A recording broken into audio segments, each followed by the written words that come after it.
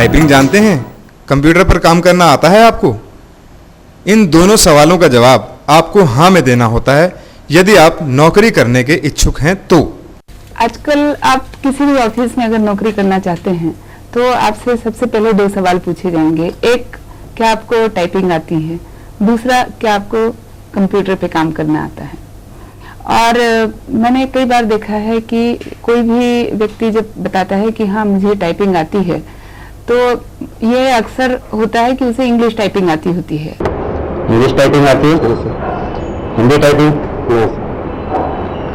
या अगर कोई वो रीजनल ऑफिस में है, जैसे मान लीजिए मैं महाराष्ट्र में हूँ, तो मैं पूछूंगी कि क्या आपको मराठी टाइपिंग आती है, और यहाँ पे अक्सर सुनने को मिलता है कि नहीं आती। या कभी जैसे कोई ऑफिसर भी है जो कि थोड़ी बहुत काम चलाऊ इंग्लिश टाइपिंग सीख लेता है और कंप्यूटर के आने के बाद वो सीख रहे हैं सारे, वो भी ये सोचता है कि मुझे इसी तरह से कोई काम चलाऊ हिंदी भी टाइपिंग अगर आ जाती तो अच्छा था, या काम चलाऊ मराठी टाइपिंग भी आ जाती तो अच्छा था।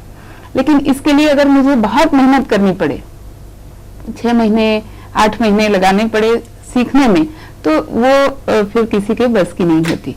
लेकिन क्या अगर कोई अगर मुझे बताए कि आप 2 दिन में ही सीख सकते हैं काम चलाऊ टाइपिंग, तो मैं तुरंत कहूंगी कि यस, मुझे ये सीखना है। ये जानने के लिए कि हिंदी में या किसी भी भारतीय भाषा में टाइपिंग को बहुत तेजी से सीखने के लिए हम चलेंगे अपनी कक्षा 1 में जो सीखा था उसकी तरफ। ये देखिए कि जब हम पहली कक्षा में आते हैं तो सबसे पहले हमें सिखाया जाता है हमारी वर्णमाला। उसमें हमें रटाया जाता है अ आ इ ई उ ऊ, फिर ए ऐ ओ औ अम आहा, फिर क ख ग घ ङ, च छ ज झ ञ, ट ठ ड ढ ण, त थ द ध न, प फ ब भ म, य र ल व, फिर श श स ह क्ष त्र ज्ञ। ये हम बहुत पहले से सीखे होते हैं और ये हमारे जेहन में होता है। और सबसे बड़ी खूबसूरती ये है कि किसी भी भारत के कोने में आप चले जाएं तो जहां वर्णमाला सिखाई जाती है वो इसी क्रम से सिखाई जाती है। तो इसका भी फायदा हम उठा सकते हैं कि हम किसी भी भाषा में अगर टाइपिंग क्विकली सीखना चाहें तो इस बात का हम फायदा उठा सकते हैं। पहले हम देखते हैं कि ये वर्णमाला किस तरह से बनाई गई है। तो इसमें जब हम देखेंगे कि क ख ग घ ङ, ये 5 अक्षर ऐसे इकट्ठे एक वर्ग में रखे गए हैं, इनको कंठ वर्ग कहते हैं। ये सारे कंठ से एक ही जगह से निकलते हैं। इसी तरह से च छ ज झ य, ये एक ही वर्ग के अक्षर हैं। फिर ट ठ ड ढ ण, ये तीसरे वर्ग के अक्षर हैं। फिर त थ द ध न, ये चौथे वर्ग के अक्षर हैं। और जैसे चौथा दंत वर्ग है, जो दांत में जीभ लगा करके बोला जाता है, वो है त थ द ध न। और 5वां ओष्ठ वर्ग है, जो जहाँ पे ओठ एक दूसरे से मिलते हैं, वो है प फ ब भ म। तो इस तरह से वर्णमाला में ही कई सैकड़ों हजारों वर्षों पूर्व ये क्लासिफिकेशन किया हुआ है।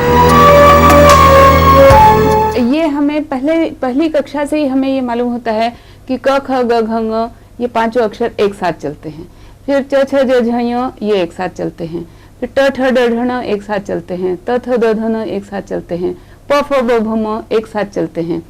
तो इसी बात का उपयोग करके जब हम कंप्यूटर पे कोई प्रणाली बनाते हैं, कीबोर्ड पे कोई प्रणाली बनाते हैं, टाइपिंग के लिए कोई प्रणाली बनाते हैं, तो वो टाइपिंग हमारे लिए बहुत आसान, बहुत सिस्टमैटिक हो जाता है। और इसी बात की हम चर्चा आगे करेंगे। देखिए, जब इंग्लिश टाइपराइटर्स बने तो उन्होंने पहले बहुत रिसर्च की कि अंग्रेजी में किस शब्दों का ज़्यादा इस्तेमाल होता है, किन अक्षरों का ज़्यादा इस्तेमाल होता है, और उसी हिसाब से टाइपराइटर बना कि जो अक्षर अधिक इस्तेमाल होता है उसके लिए अलग उंगलियां हो, उसकी जगह ज़्यादा सही हो, ज़्यादा कन्वीनियंट हो। और इसलिए जो हमारा टाइपराइटर, जो अंग्रेजी टाइपराइटर है, उसमें आप देखेंगे उसको क्वेरिटी टाइपराइटर कहते हैं, कि उसमें ABCD नहीं होता है, उसमें QWERTY इस तरह से अक्षर अरेंज किए होते हैं। तो जब हिंदी टाइपराइटर्स बने तो वहां पर भी लोगों ने इसी तरह का थोड़ा बहुत रिसर्च करके और फिर ये देखा कि जो हिंदी में अक्षर ज़्यादा यूज़ हो रहे हैं उनकी पोजीशन अलग हो, उनकी पोजीशन कन्वीनियंट हो, इस तरह से हिंदी टाइपराइटर डेवलप हुआ।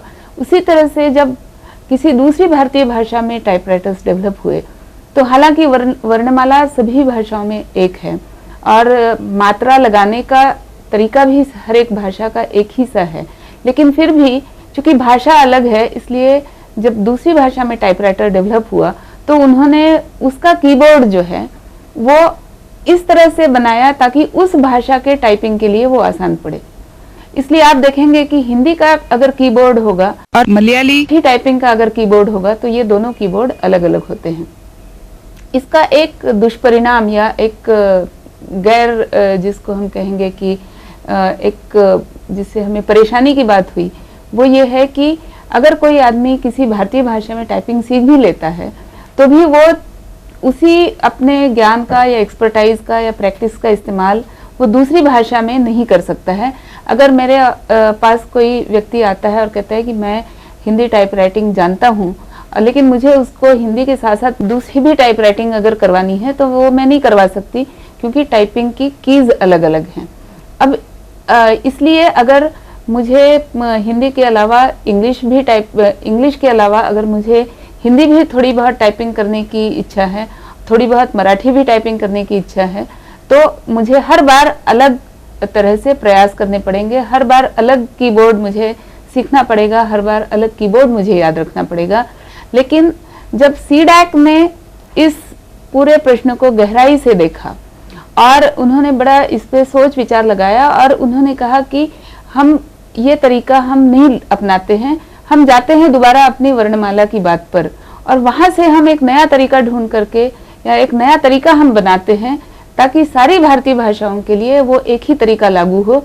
और इसको उन्होंने बहुत खूबसूरती से एक नए अंदाज में पेश किया है जिसको और इस स्क्रिप्ट का नाम उन्होंने दिया है इनस्क्रिप्ट अर्थात इंडियन स्क्रिप्ट्स। और ये सारी की सारी भारतीय भाषाओं के लिए एक ही तरह का कीबोर्ड आपको लागू होता है। इससे फायदा ये होता है कि अगर मैंने थोड़ा बहुत हिंदी टाइपिंग सीख लिया है इनस्क्रिप्ट कीबोर्ड का इस्तेमाल करते हुए तो मुझे किसी भी दूसरी भारतीय भाषा में अगर टाइपिंग करना हो तो मैं वही कीबोर्ड इस्तेमाल करूंगी, तो मैं थोड़ा सा एक क्रेडिट ले सकती हूँ कि देखो मुझे हर एक भाषा में टाइपिंग करने आ जाता है। तो और ये सीखना भी बहुत आसान है और इससे ये भी फायदा है कि मैं एक बार सीखने के बाद मैं हर एक भारतीय भाषा में उसका इस्तेमाल कर सकती हूँ। अब देखिए इस कीबोर्ड पे मैं आपको बताती हूँ कि कितनी खूबसूरती से ये कीबोर्ड अरेंज किया हुआ है। यहाँ पर ये अक्षर है क। अब हमें याद है कि क ख ग घ एक साथ हैं, तो ये जो क है इसी में शिफ्ट दबा करके ख हो जाता है और इसी क के जस्ट ऊपर जो की है ये ग हो जाती है और इसी ग को शिफ्ट दबा के घ हो जाता है। तो ये मेरे लिए याद रखना बहुत आसान है कि मैंने क दबाया या ख बनाया, ग बनाया और घ बनाया। इसी तरह से इसका अगला अक्षर है जहाँ एक ही उंगली से मैं त थ द ध लिख सकती हूँ। जैसे त लिखा फिर शिफ्ट दबा के थ लिखा, इसी के ऊपर द लिखा और यहाँ शिफ्ट दबा के ये ध लिखा। अब बाएं हाथ का इस्तेमाल करके ये हम बना रहे हैं स्वर। तो और यहाँ पर भी यही किया है कि जोड़ियां बनाई हैं अ आ इ ई उ ऊ ए ऐ ओ औ। तो यहाँ पे हम देखते हैं कि शिफ्ट दबा करके हमने अ लिखा, इसी के ऊपर आ लिखा, फिर ई लिखा, फिर ई लिखा। इसी तरह से शिफ्ट दबा करके हमने ऊ लिखा और फिर बड़ा ऊ लिखा। इसी तरह से ए लिखा और ऐ लिखा, फिर ओ लिखा और औ लिखा। तो ये आप देखते हैं कि मुझे चूंकि याद है कि अ आ इ ई उ ऊ ए ऐ ओ औ, तो ये 10 स्वर जो हैं ये यहीं पे आ जाते हैं। और ये मुझे एक बार याद रह गया कि ये 10 स्वर यहाँ पर हैं। तो जब मुझे किसी अक्षर के साथ स्वर को जोड़ना है, जैसे मुझे क के साथ आ जोड़ना है और कागा लिखना है, तो मैंने ग लिखा और यहाँ पर फिर ये लगा दिया। और इसी तरह से अगर मुझे अगर काकी लिखना है तो मैंने ये का लिखा और ये की लिखा। तो तो ये याद रखना बहुत ही आसान है। इसमें कोई अलग से कीबोर्ड का लेआउट नहीं होता है। जो मैंने स्वर और वर्णमाला सीखी है स्कूल में, उसी हिसाब से मैं करती जाती हूँ। तो 2-3 दिन के ही प्रैक्टिस में मुझे ये सारा याद हो जाता है। अब बाकी बचते हैं थोड़े से दूसरे अक्षर, जैसे य र ल व हुए, क्ष हुआ, त्र हुआ, ज्ञ हुआ, या इनको फिर थोड़ा सा याद करके, या इनको थोड़ा सा एक बार इनको समझ में अगर आ जाए, जैसे मुझे मालूम है कि यहाँ पे म है और शिफ्ट से यही न हो जाता है, इसके आगे न है, फिर वो है, फिर ल है, फिर स है, फिर वही शिफ्ट से श हो जाता है, उसी के आगे शिफ्ट से श हो जाता है, और ये य है। और यहाँ जहाँ हमारा अनुस्वार इंग्लिश में होता है, जिसकी हमें आदत पड़ी होती है, वही अनुस्वार यहाँ हिंदी में भी हम दे सकते हैं। तो हमने देखा कि ये कंप्यूटर सीखना मेरे लिए, कंप्यूटर पे हिंदी टाइपिंग सीखना मेरे लिए इसलिए आसान हो जाता है कि स्वर और वर्णमाला का ज्ञान जो मैंने बहुत पहले से सीखा है, उसी का इस्तेमाल यहाँ पर कीबोर्ड के सिस्टमेटाइजेशन में किया हुआ है।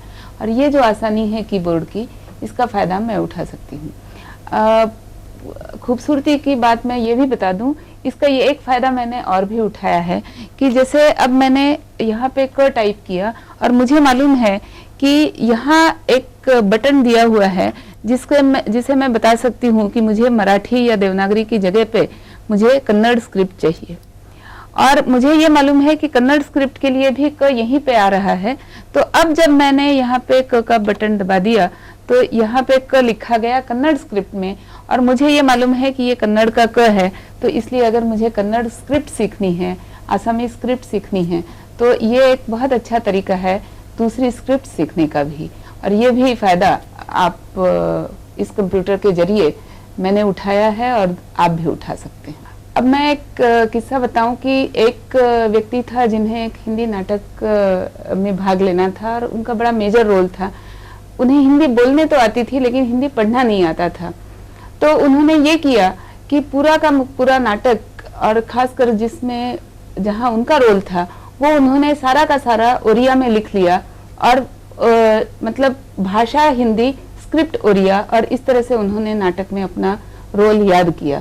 तो जब मैंने ये कंप्यूटर पे ये सीखा, ये इनस्क्रिप्ट सीखी, तो मुझे ये घटना याद आई, इसलिए कि अब मान लीजिए कि कंप्यूटर पे यहाँ मैंने देवनागरी में लिख रखा है रो रहा है, और कोई मेरे पास एक मलयाली मेरी दोस्त पहुंच जाती है और वो कहती है कि भाई मैं ये हिंदी पढ़ना नहीं जानती हूँ लेकिन मैं मलयाली में पढ़ना जानती हूँ। तो मुझे सिर्फ ये करना है कि इस कंप्यूटर को बताना है कि ये जो तुमने हिंदी में लिखा हुआ है इसे मलयाली में बदल दो। तो अब ये मलयाली में वही लिखा हुआ है रो रहा है, लेकिन स्क्रिप्ट मलयाली है। इसलिए अगर मेरी कोई फ्रेंड है जो कि मलयाली पढ़ना जानती है, हिंदी पढ़ना नहीं जानती है, केवल हिंदी समझ रही है, तो उसके लिए ये एक बहुत आसान तरीका है कि मैंने जो भी कहना चाहा हिंदी में उसे वो मलयाली के माध्यम से पढ़ सकती है। और इस तरह से कंप्यूटर्स ने ये एक क्रांति हमारे देश में कर सकते हैं। हमारी एकात्मता बढ़ाने के लिए भी, राष्ट्रीय एकात्मता बढ़ाने के लिए भी एक क्रांति हो सकती है, बशर्ते हम इस इनस्क्रिप्ट के इस्तेमाल को अच्छी तरह से समझ लें और सीख लें।